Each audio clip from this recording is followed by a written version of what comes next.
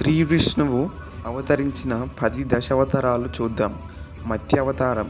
విష్ణువు చేప రూపంలో అవతరించి మహాప్రళయం నుండి మానవుని మరియు వేదాలను రక్షించాడు. కూర్మ అవతారం.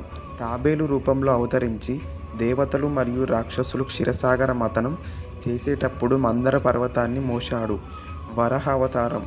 పంది రూపంలో అవతరించి భూమిని హిరణ్యాక్షుని నుంచి రక్షించాడు. నరసింహ అవతారం. సగం మనిషి సగం సింహం రూపంలో అవతరించి హిరణ్యకశిపుని సంహరించాడు. వామన అవతారం. ఒట్టి బ్రాహ్మణ బాలుడిగా అవతరించి బలి చక్రవర్తిని పాతాళ లోకానికి పంపాడు. పరశురామ అవతారం. గొడ్డలితో ఉన్న బ్రాహ్మణుడిగా అవతరించి భూమిపై ఉన్న దుష్ట క్షత్రియులను అంతం చేశాడు. శ్రీరామ అవతారం.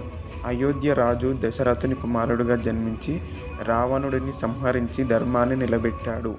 శ్రీకృష్ణ అవతారం.